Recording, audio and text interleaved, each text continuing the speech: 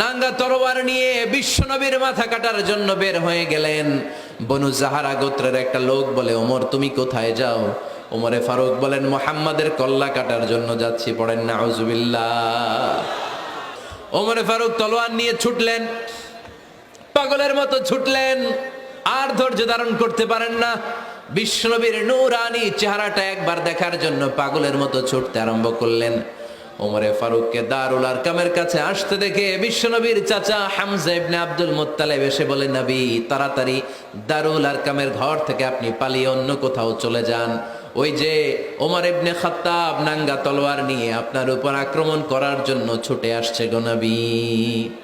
বিশ্বনবী বললেন, ও আমার সাহাবারা, ও আমার চাচা হামজা, সবাই আপনারা সরে যান, ওমরে আসতে দেন, ওমরে বাধা দিয়েন না।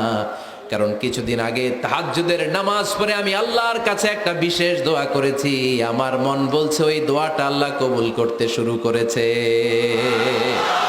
ওমরে ফারুক চলে আসলেন, এসে কোনো কথা নাই, চিৎকার দিয়ে বললেন, আশহাদু আল্লা ইলাহা ইল্লাল্লাহ ওয়া আশহাদু আন্না মুহাম্মাদান আবদুহু ওয়া রাসূলুহু। আমি সাক্ষ্য দিলাম আল্লাহ এক, অদ্বিতীয়, আল্লাহ ছাড়া কোনো ইলাহা নাই, নিশ্চয় আপনি মুহাম্মদ আল্লাহর বান্দা এবং রাসূল। সুবহানাল্লাহ পড়েন।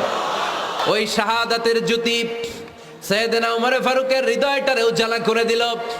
দুনিয়ার সব ভয়কে পেছনে ফেলে এক আল্লাহর ভয়কে অন্তরে ধারণ করে আওয়াজ করে পড়লেন, আশহাদু আল্লা ইলাহা ইল্লাল্লাহু ওয়াহদাহু লা শারীকা লাহু ওয়া আশহাদু আন্না মুহাম্মাদান আবদুহু ওয়া রাসূলুহু। পড়েন সুবহানাল্লাহ। এবার ওমরে ফারুক বিশ্বনবীর প্রশ্ন করলেন, নবী আলাসনা আলাল হক, আমি প্রশ্ন করি উত্তর দেন, আমরা কি সত্যের উপর নাই? বিশ্বনবী বললেন, বালা ওমর, আমরা এই সত্যের উপরে আছি।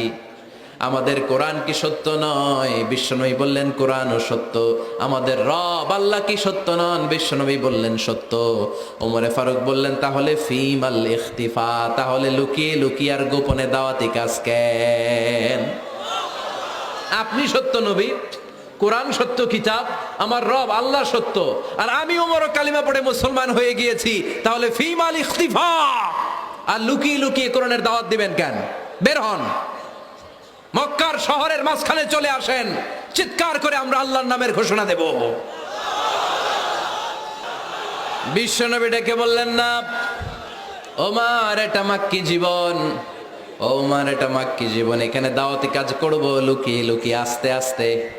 আল্লাহ যখন আমাদেরকে বিজয়ী করে দিবেন তখন আমরা প্রকাশ্যে দাওয়াত দিলে কোনো সমস্যা নাই।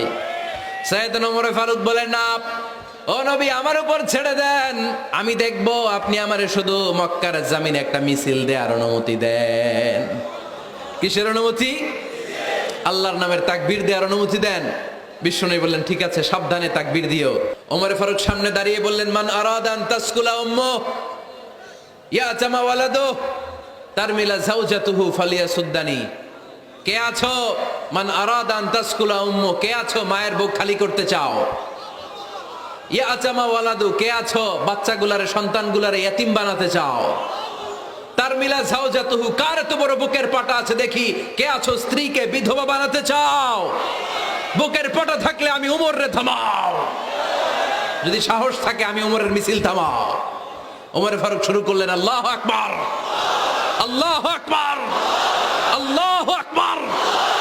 স্লোগান দিতে দিতে সাইয়েদনা ওমর ফারুক কাবার গিলাফ যে স্পর্শ করলেন, ওমর ফারুকের এই স্লোগান কেউ থামাতে পারে নাই।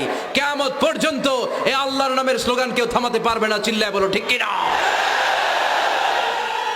আজকে আমরা সাইয়েদনা ওমর ফারুকের জীবনী থেকে কিছু শিক্ষা আমাদের নিজেদের জন্য নিয়ে আমরা বাড়িতে ফিরব। আল্লাহ তাআলা তিনটা ইমানি ধাক্কা ওনার হৃদয়ে দিয়ে ওনাকে ইসলামের জন্য কবুল করে নিয়েছেন। কয়টা ধাক্কা? এক নাম্বার ধাক্কা হচ্ছে বিশ্বনবীর দোয়ার ধাক্কা। দোয়ার একটা ধাক্কা আছে না নাই? এটা বড় ধাক্কা, এটা ব্যালিস্টিক ক্ষেপণাস্ত্রের চেয়েও কড়া, মারাত্মক। মিসাইল হামলা করলে যেমনি লক্ষ্যবস্তু ভেদ করে, দোয়ার মতো দোয়া করলো, দোয়া যে লক্ষ্যবস্তুতে আঘাত হানে, ঠিক কিনা? বিশ্বনবী দোয়া করলেন, আল্লাহুম্মা আইজ্জাল ইসলাম বিহাব্বির রাজুলাইনি ইলাইক। আল্লাহ, এই মক্কার দুইজন লোকের একজনকে তুমি কালিমার সুশীতল ছায়াতলে এনে দাও। দুইজন লাগবে না, কয়জন লাগবে? একজন। কারণ যুগ জামানা পাল্টে দিতে চাই না অনেকজন, এক মানুষই আনতে পারে জাতির জাগরণ।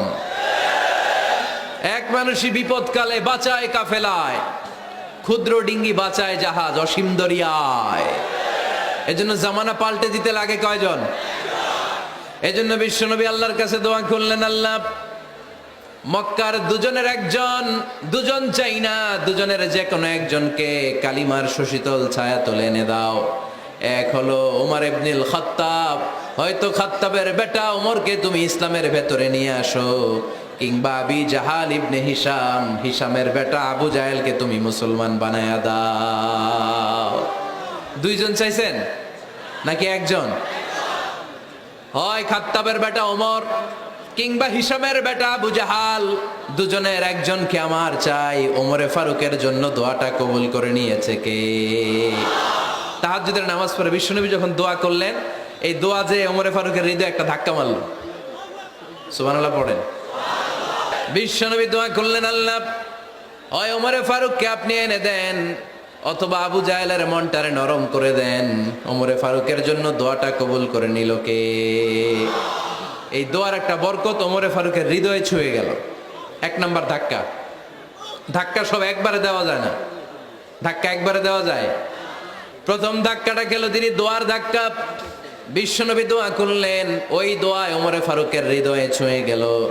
এরপরে রব্বুল আলামিন ওমরে ফারুককে ধাক্কা মারলেন কোরআনের একটা সূরা দিয়ে। সূরাটার নাম হলো সূরাতুল হাক্কা। কি সূরা? আল হাক্কাতু মাল হাক্কা ওয়া মা আদরাকা মাল হাক্কা। সূরা হাক্কা দিয়ে আল্লাহ একটা ধাক্কা মারলেন। ওই যে দোয়া করলেন বিশ্বনবী, দোয়ার পর সাইয়েদনা ওমর ফারুকের হৃদয়ের মধ্যে উথাল পাথাল শুরু হয়ে গেল। সব সময় লুকিয়ে লুকিয়ে বিশ্বনবীরে ফলো করে। বিশ্বনবী ডানে গেলে ওমরে ফারুক ডানে যায়, বিশ্বনবী বায়ে গেলে ওমরে ফারুক বায়ে যায়। বিশ্বনবী রাত্রিবেলা নামাজ পড়লে ওমরে ফারুক পেছনে লুকিয়ে লুকিয়ে বিশ্বনবীর কোরআন শুনে। বিশ্বনবী মসজিদুল হারামের পাশে দাঁড়িয়ে রাতের এশার সালাত আদায় করছিলেন। ওই টাইমে বিশ্বনবী সূরাতুল হাক্কা তেলাওয়াত করছিলেন। কোন সূরা?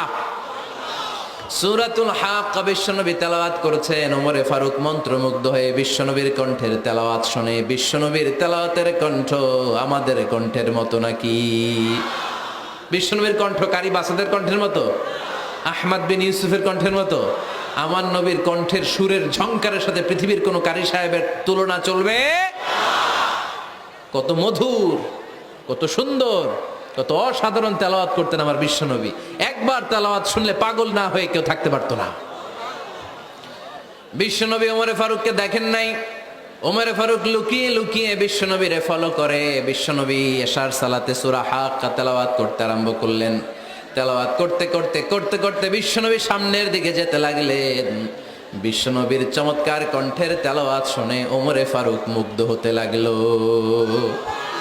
ওমরে ফারুক অবাক, কিরে এত সুন্দর শব্দের গাঁথনি, এত সুন্দর বাক্য, এত সুন্দর অন্তমিল, এত সুন্দর কথা, এটা কবিতার মতো লাগে। মনে হয় মোহাম্মদ কবি হয়ে গেছে, কাব্য প্রতিভা দিয়ে নিজেই কবিতা বানাইছে।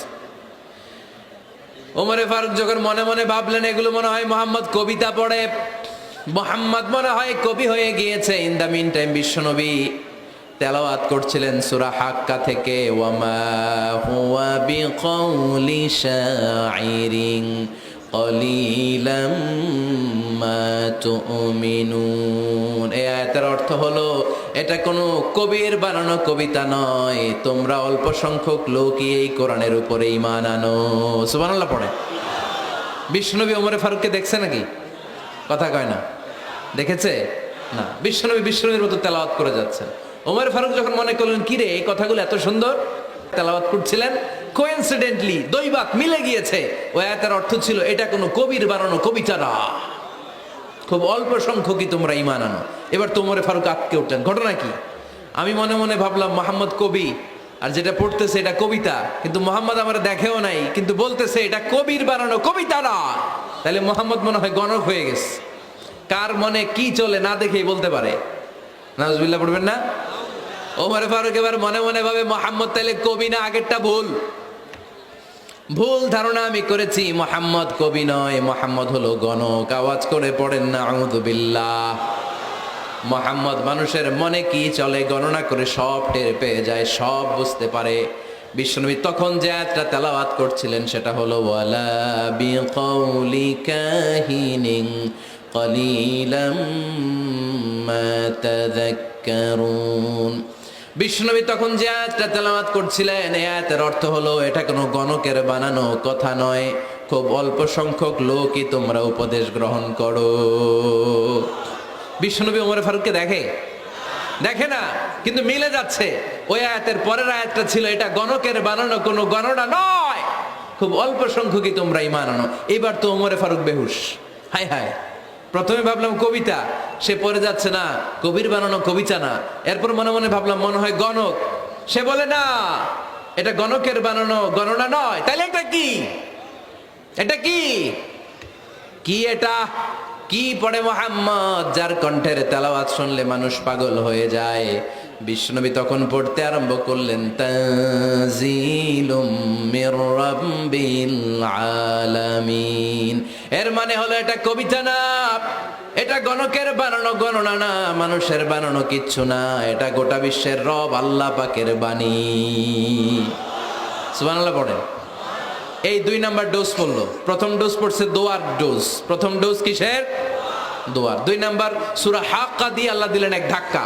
এই সূরা হাক্কার ওই ঘটনার পরে উমরে ফারুক তো পাগল পড়া, কি ঘটে গেল আমার সাথে ওই দিন। আমি মনে মনে যা ভাবি সব মোহাম্মদ বুঝে।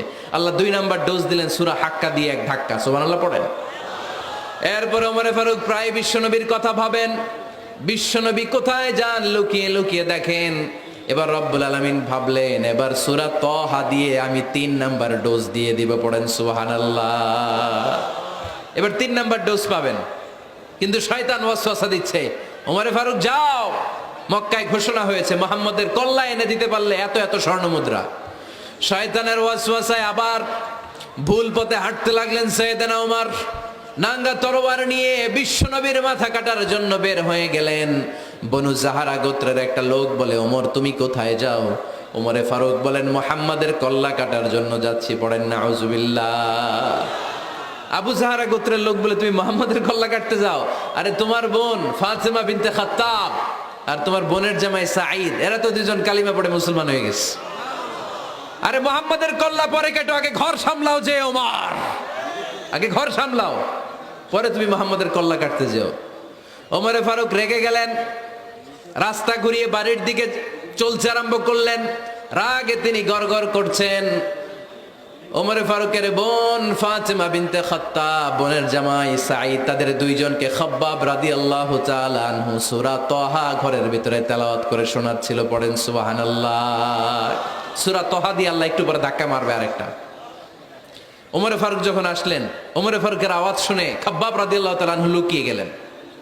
ওমরে ফারুক দরজার মধ্যে কড়া নাড়লেন। বোন বলে কে তুমি? সাইয়েদনা ওমর বললেন আমি ওমর। খুলে দেওয়া হলো। ঘরের ভেতরে ঢুকেই কথা নাই বার্তা নাই, নিজের আপন বোনকে মারতে শুরু করলো ওমর। বোন জামাইকে আঘাত করতে শুরু করলো।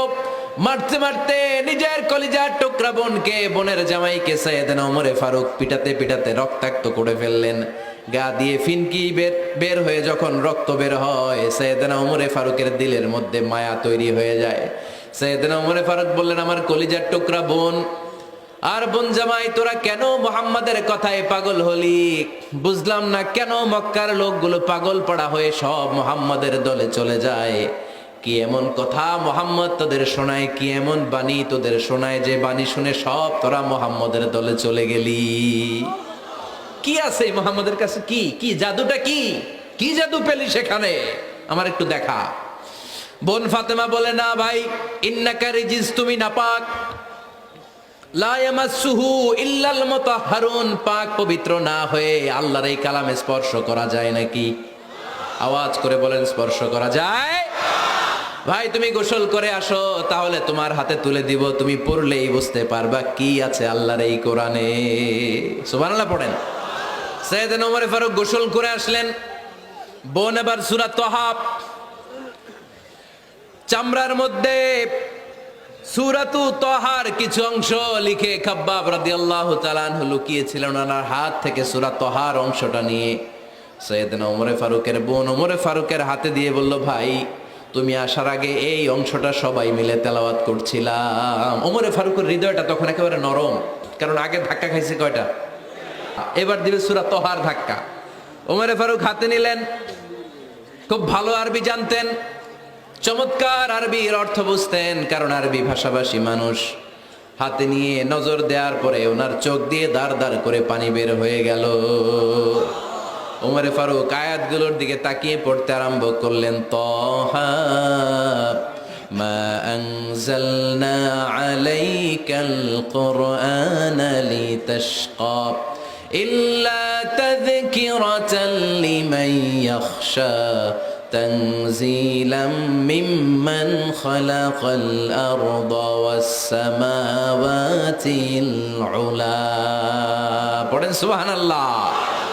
উনি পড়তে আরম্ভ করলেন, তহা মা আনজালনা আলাইকাল কুরআনা লিতাশকা, এই কোরআনকে হতভাগা জাতি হিসেবে থাকার জন্য তোমাদের উপর নাজিল করি নাই। তানজিলাম মিম্মান খালাকাল আরদা ওয়াস সামাওয়াতিল উলা, এটা ওই রবের পক্ষ থেকে, ওই সত্তার পক্ষ থেকে নাজিল হয়েছে যেই রব জমিন তৈরি করেছেন, যেই রব বিশাল সুবিশাল আকাশও তৈরি করেছেন। সুবহানাল্লাহ পড়েন।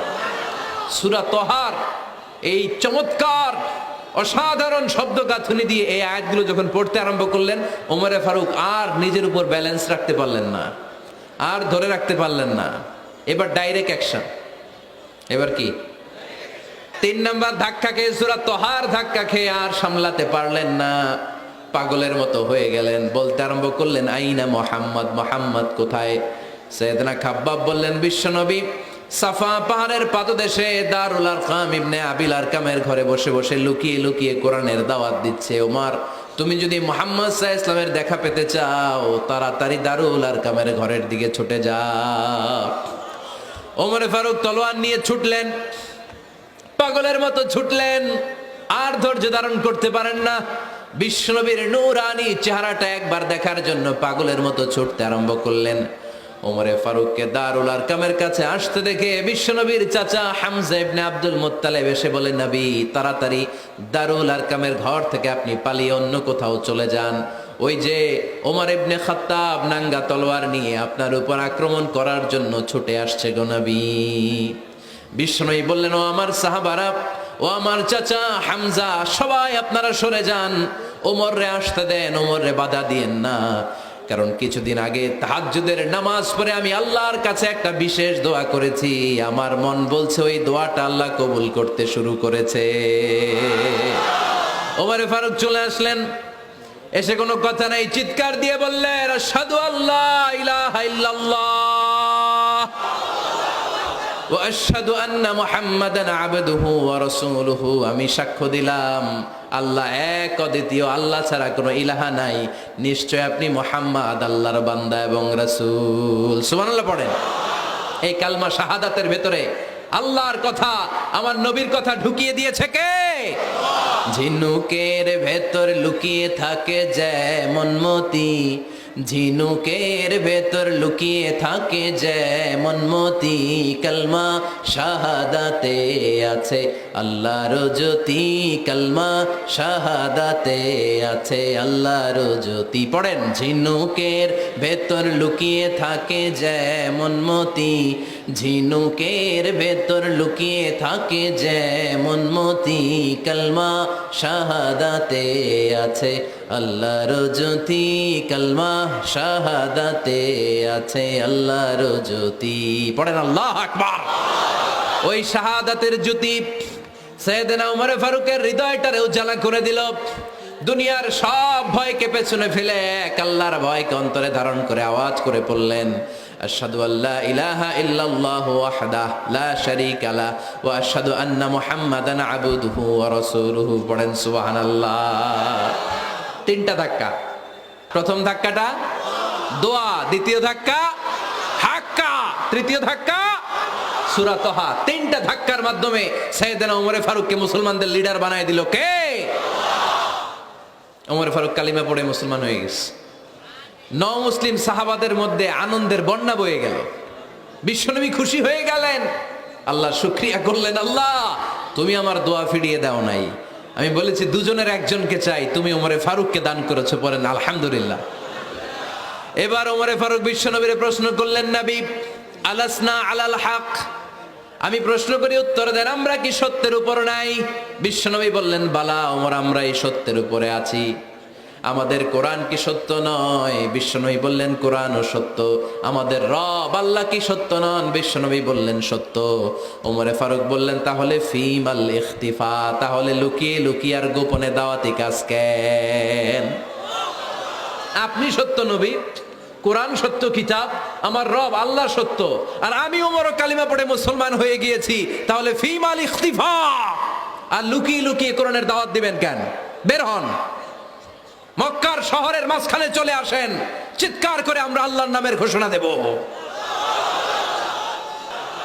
বিশ্বনবী ডেকে বললেন, না ওমর, এটা মাক্কি জীবন, ওমর এটা মাক্কি জীবন, এখানে দাওয়াতি কাজ করব লুকিয়ে লুকিয়ে, আস্তে আস্তে। আল্লাহ যখন আমাদেরকে বিজয়ী করে দিবেন, তখন আমরা প্রকাশ্যে দাওয়াত দিলে কোনো সমস্যা নাই। সাইয়েদনা ওমর ফারুক বলেন, না ও নবী, আমার উপর ছেড়ে দেন, আমি দেখব, আপনি আমারে শুধু মক্কার জামিনে একটা মিছিল দেওয়ার অনুমতি দেন। কিসের অনুমতি? আল্লাহর নামের তাকবীর দেওয়ার অনুমতি দেন। বিশ্বনবী বললেন, ঠিক আছে, সাবধানে তাকবীর দিও। ওমরে ফারুক তাকবীর দেওয়ার জন্য লোক খুঁজতে আরম্ভ করলেন। মুসলিম 11 জন সাহাবাকে খুঁজে পেলেন। কয়জন? ওমরে ফারুক বললেন, 11 জনই চলবে। 11 জনকে 2 লাইন করলেন। কয় লাইন? পিছনে 6 জন, সামনে 5 জন। পিছনের লাইনের নেতা বানিয়ে দিলেন বিশ্বনবীর চাচা হামজা ইবনে আব্দুল মুত্তালিবকে। প্রথম লাইনের 5 জনের নেতৃত্ব দিতে আরম্ভ করলেন সাইয়েদনা ওমরে ফারুক নিজেই। 2 লাইন তাকবীর দিতে জানলে বেশি মানুষ লাগে না, 10 জন দিয়ে গোটা বিশ্বটারে কাঁপিয়ে দেয়া যায়। 11 জন, 6 আর 5। ওমর ফারুক সামনে দাঁড়ালেন। ওমর ফারুক সামনে দাঁড়িয়ে এবার আল্লাহর নামের স্লোগান দিবেন। ওমর ফারুক বললেন, আমরা খুব লম্বা চূড়া স্লোগান দিব না, খুব ছোট্ট, দারুল আরকামের ঘর থেকে কাবা ঘর পর্যন্ত, বাইতুল্লাহ পর্যন্ত, এতটুকু জায়গা আমরা তাকবীর দিতে দিতে সামনের দিকে এগোবো, পৃথিবীর কোনো শক্তি আমাদেরকে থামায় দিতে পারবে না। ওমর ফারুক তখন 1 বাক্যের একটা ভাষণ দিলেন। কয় বাক্যের? ওমর ফারুক সামনে দাঁড়িয়ে বললেন, মান আরাদা আন তাসকুলা উম্মু ইয়াতামা ওয়ালাদু তারমিলা যাওজাতুহু ফালিয়াসুদ্দানি। কে আছো? মান আরাদা আন তাসকুলা উম্মু, কে আছো মায়ের বুক খালি করতে চাও? ইয়াতামা ওয়ালাদু, কে আছো বাচ্চাগুলারে, সন্তানগুলারে ইতিম বানাতে চাও? তারমিলা যাওজাতুহু, কার এত বড় বুকের পাটা আছে দেখি, কে আছো স্ত্রীকে বিধবা বানাতে চাও? বুকের পাটা থাকলে আমি ওমরে থামাও, যদি সাহস থাকে আমি ওমরের মিছিল থামাও। ওমর ফারুক শুরু করলেন, আল্লাহু আকবার, আল্লাহু আকবার, আল্লাহু আকবার। স্লোগান দিতে দিতে সাইয়েদনা ওমর ফারুক কাবার গিলাফ যে স্পর্শ করলেন, ওমর ফারুকের এই স্লোগান কেউ থামাতে পারে নাই। কিয়ামত পর্যন্ত এই আল্লাহর নামের স্লোগান কেউ থামাতে পারবে না। চিল্লায় বলো ঠিক কিনা?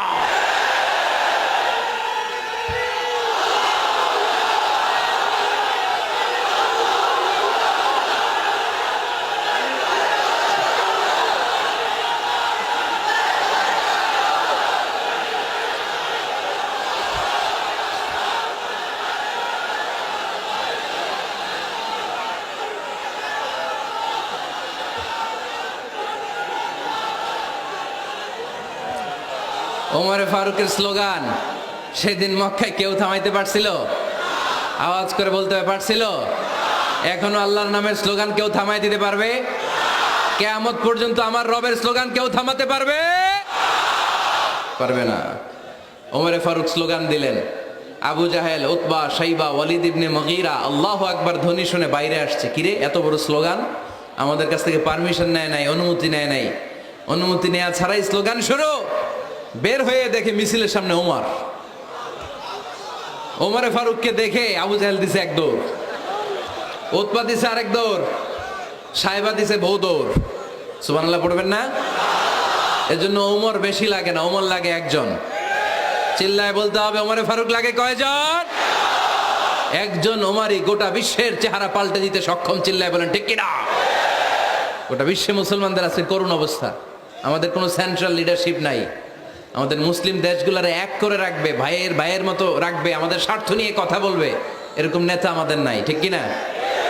আমরা সেই ওমরে ফারুকের অপেক্ষায়, আমরা সেই ইমাম আল মাহাদির অপেক্ষায়, যার একটা হুঙ্কারের আহ্বানে গোটা বিশ্বের সব মুসলমান এক প্ল্যাটফর্মে চলে আসবে।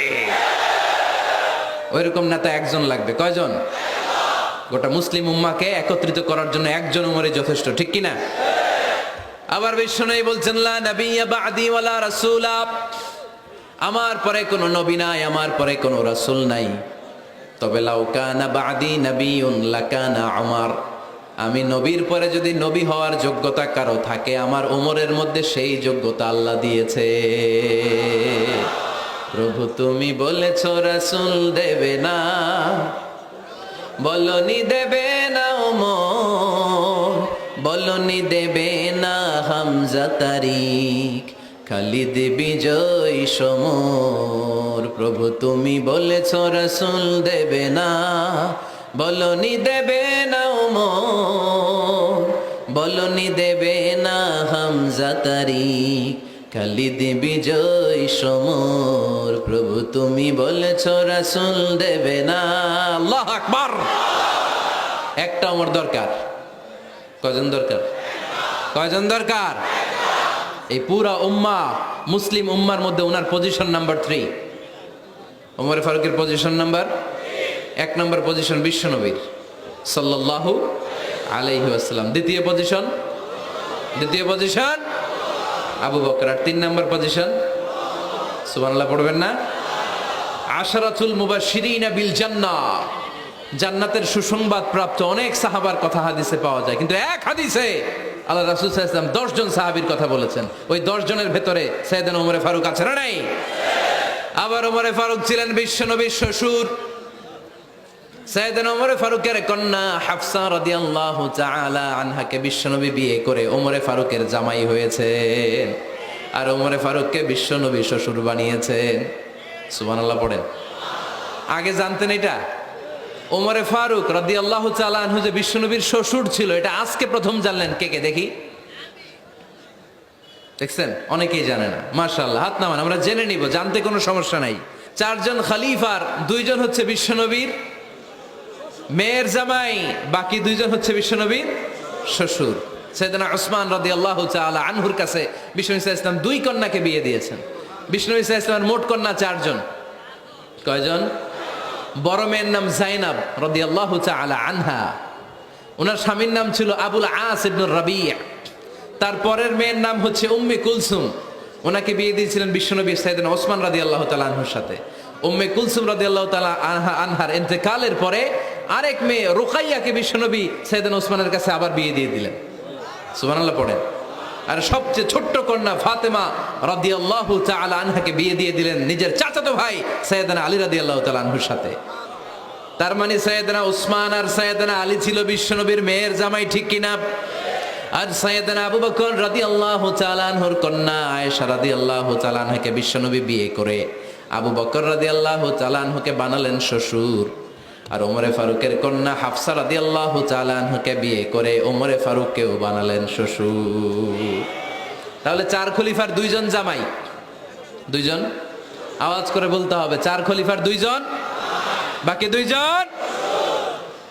কোন ব্যক্তিকে যদি আল্লাহ তাআলা জ্ঞান দেয়, আবার যদি তাকওয়ার গুণ দেয়, জ্ঞানও আছে আবার আল্লাহর ভয়ও আছে, এই লোকেরা কেউ থামায় রাখতে পারবে না। এরা কেউ থামায় রাখতে পারে না, সে গোটা বিশ্ব জয় করবে। সাইয়েদনা ওমর ফারুককে আল্লাহ তাআলা জ্ঞানও দিয়েছেন, আবার তাকওয়াও দিয়েছেন। সুবহানাল্লাহ পড়েন। বিশ্বনবী সাল্লাল্লাহু আলাইহি ওয়াসাল্লাম স্বপ্ন দেখলেন, বিশ্বনবী দুধ খাচ্ছেন, আঙ্গুলের ভেতর দিয়ে ফাঁক দিয়ে দুধ বের হয়, বিশ্বনবী দুধ খাচ্ছেন।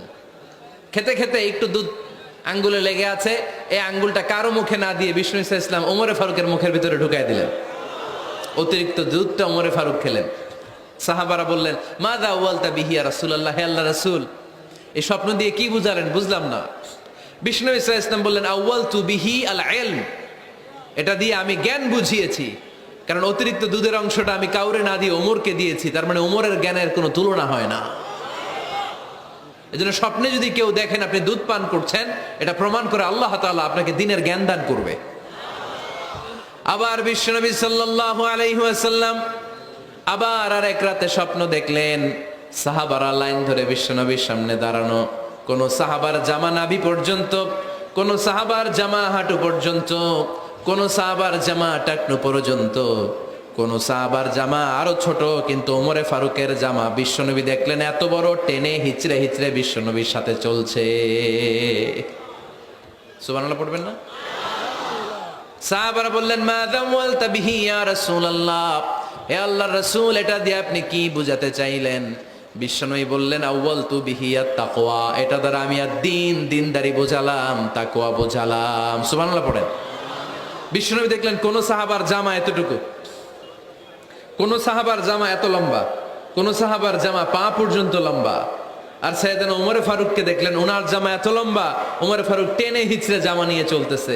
বিশ্বনবী বুঝাতে চাইলেন, ওমরের যেহেতু জামা লম্বা, ওমরের ভেতরে আল্লাহর ভয়, দিনদারিও খুব বেশি। চিল্লায় বলেন ঠিক কিনা? জ্ঞানও দিয়েছেন, আবার দিনদারিও দিয়েছেন। এই দুইটা জিনিস যদি থাকে, এই পৃথিবীতে তাকে সফল রাষ্ট্রনায়ক বানায় দেয় কে? আবার এই পৃথিবীর বুকে যত নারীরা জান্নাতে যাবে, সব নারীদের সর্দারিনী হবে সাইয়্যিদাতুনা ফাতিমা রাদিয়াল্লাহু তাআলা আনহা। এই দুনিয়াতে যত যুবকরা জান্নাতে যাবে, তাদের সর্দার হবে সাইয়েদনা হাসান আর হুসাইন রাদিয়াল্লাহু তাআলা আনহুমা। আর এই দুনিয়ার বুকে যত বয়স্ক মানুষেরা জান্নাতে ঢুকবে, তাদের নেতৃত্ব দিবেন সাইয়েদনা আবু বকর আর সাইয়েদনা ওমর। আর নারীরা যারা জান্নাতে প্রবেশ করবে, এই নারীদের নেতৃত্ব দিবে বিশ্বনবীর কলিজার টুকরা, নয়নের পুটুলি সাইয়্যিদাতুনা ফাতিমা রাদিয়াল্লাহু তাআলা আনহা। সুবহানাল্লাহ পড়বেন না? Omar Farooq, the superhero of Muslim উম্মাহ। আমরা কাদেরকে সুপার হিরো বানায় রাখছি আমরা জানি না। এই নায়ক নায়িকা, গায়ক গায়িকা, মডেলরা, চোখ ধাঁধানো গ্ল্যামার নিয়ে যারা চলে, এরা আমাদের মডেল নয়। আমাদের মডেল সাইয়েদনা ওমর ফারুক। ঠিক কিনা? ঠিক কিনা? ওমর ফারুক মসজিদে নববীর খতিব, খুতবা দিচ্ছেন। খুতবার মাঝখানে হঠাৎ চিৎকার মেরে বললেন, ইয়া সারিয়াত ইবনে জানিমিল জাবাল, ইয়া সারিয়াত ইবনে জানিমিল জাবাল, ইয়া সারিয়াত ইবনে জানিমিল জাবাল। মানে এই সারিয়া, এইদিকে না, জাবাল পাহাড়ের দিকে, জাবাল জাবাল, গো টু দা মাউন্টেন, পাহাড়ের দিকে যাও। এই কথা বলে আবার থেমে খুতবা দেওয়া শুরু করলেন। সাহাবারা আগামাথা কিছুই খুঁজে পেল না। আগের কথার সাথেও মিল নাই, পরের কথার সাথেও মিল নাই। জুমার নামাজ শেষ। সাহাবারা বললেন, আমির আল মুমিনিন, খলিফাতুল মুসলিমিন ওমর ফারুক জুমার খুতবা দেওয়ার সময় হঠাৎ চিৎকার মেরে বললেন, ইয়া সারিয়াত ইবনে জানিমিল জাবাল। আপনার এই বাক্যের সাথে আপনার খুতবার আগের কথার কোনো মিল পেলাম না, পরের কথারও কোনো মিল পেলাম না। আপনি বুঝিয়ে বলেন, কেন বলেছেন আমরা তো বুঝলাম না।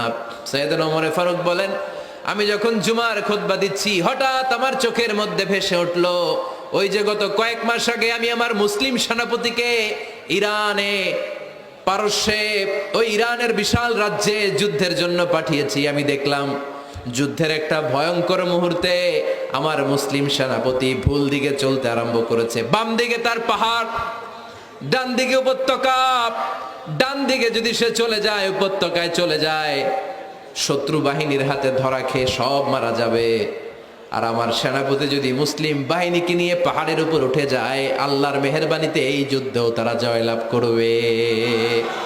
এজন্য আমি মসজিদের মিম্বারে দাঁড়িয়ে রব্বুল আলামিন আমার চোখের সামনে ওই যুদ্ধক্ষেত্রের দৃশ্যপটটা তুলে ধরেছে, ওইটা দেখে আমি এখানে দাঁড়িয়ে আমার সেনাপতিকে কমান্ড দিয়েছি। পড়েন সুবহানাল্লাহ। যেন তেন মানুষ না এটা। জুমার মিম্বারে দাঁড়িয়ে হাজার কিলোমিটার দূর পারস্যে কি হচ্ছে সেটাও দেখতে পেতেন আল্লাহর মেহেরবানিতে। সুবহানাল্লাহ পড়ে। সাহাবারা বিশ্বাস করে নিলেন, কিন্তু মুনাফিক টাইপের যেগুলো, এগুলো বলে এটা আবার কেমন কথা, উনি আছেন মদিনার মিম্বারের মধ্যে দাঁড়িয়ে, হাজার হাজার কিলোমিটার দূরে কি হচ্ছে উনি দেখবেন কেমনে। এরা বিশ্বাস করলো না। সাহাবারা সবাই বিশ্বাস করলো, মুনাফিক গুলো বিশ্বাস করলো না। তারা মনে মনে ভাবলো, এই মুসলিম সেনাপতি বিজয়ের বেশে যেদিন মদিনায় আসবে, আমরা মদিনার উপকণ্ঠে দাঁড়িয়ে থাকবো, ওদেরকে জিজ্ঞেস করবো এমন এমন দিন ওমরে ফারুকের কণ্ঠের কোনো আওয়াজ শুনতে পেরেছিলে কিনা। বিজয়ী বেশে সাহাবারা যখন ফিরে আসতো, সব মুমিনরা আহলান ওয়া সাহলান জানাতে ওনাদেরকে রিসিভ করতে যেত, মুনাফিক গুলো যেত না। কিন্তু ওই দিন মুনাফিকরা সবার আগে যায় হাজির। মুসলিম সেনাপতি যখন ঢুকলো, জিজ্ঞেস করলো মুসলিম সেনাপতি, এত দিন আগের কথা, জুমার দিন দুপুরবেলা যুদ্ধক্ষেত্রে হঠাৎ করে আমিরুল মুমিনিনের কোনো কথা তুমি তোমার কান দিয়ে শুনতে পেরেছিলে কিনা বলো। সেনাপতি বলল, তোমরা কেমন করে বুঝলা, কেমন করে তোমরা জানলা? তোমরা ঠিকই জেনেছো, ঠিকই ধরেছো, ঠিকই বলেছো। যুদ্ধের কঠিন মুহূর্তে ভুল করে আমি উপত্যকার দিকে মুসলিম বাহিনীকে নিয়ে ছুটতে আরম্ভ করেছিলাম। হঠাৎ করে আমিরুল মুমিনিনের একটা কণ্ঠ আমার কানের ভেতরে ভেসে আসলো। আমি শুনতে পেলাম, ইয়া সারিয়া তাবনা জানিমিল জাবাল, ডান দিকে উপত্যকার দিকে যেও না, তাড়াতাড়ি বাম দিকে পাহাড়ের উপর চড়ে যা। শুনেছি আমি, আমার নিজ কানে শুনেছি। তোমরা কি করে জানলে? আমি নিজে শুনেছি। সেদিন আমিরুল মুমিনিনের এই ইনস্ট্রাকশন, এই গাইডলাইন যদি আমরা ফলো করতে না পারতাম, শত্রু বাহিনীর হাতে আমরা কচু কাটা হতাম। আমাদের চেহারা, আমাদের আত্মীয় স্বজনরা তোমরা কেউ দেখতে পেতে না। পড়েন সুবহানাল্লাহ। This is our super hero. এভাবে গাইডলাইন দিয়েছেন উম্মাকে, এভাবে ইনস্ট্রাকশন দিয়েছেন। মুসলিম ইতিহাসে প্রথম চিফ জাস্টিস আবু বকর রাদিয়াল্লাহু তাআলা আনহু যখন খলিফা, চিফ জাস্টিস বানাই দিয়েছেন ওমরে ফারুককে। সর্বপ্রথম কোরআন সংকলনের পরামর্শ দিয়েছেন সাইয়েদনা ওমরে ফারুক। এই যে কোরআন 114 সূরা 30 পারা, আগে কি এরকম ছিল? কথা কন না কেন? আগে গাছের পাতায় লেখা ছিল, পশুর চামড়ায় লেখা ছিল, ওটের হাড্ডির মধ্যে লেখা ছিল কোরআন।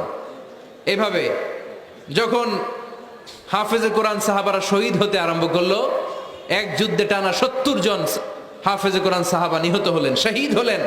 ওমরে ফারুক তখন আবু বকর রাদিয়াল্লাহু তাআলা আনহুর কাছে যেয়ে বলেন, আবু বকর, আপনি কোরআন জমা করেন, সব কোরআনের কপিগুলো একসাথে করে এরকম একটা কোরআন করেন। আবু বকর বললেন, না, আমার নবী যেটা করেন আমি এটা করতে পারি না।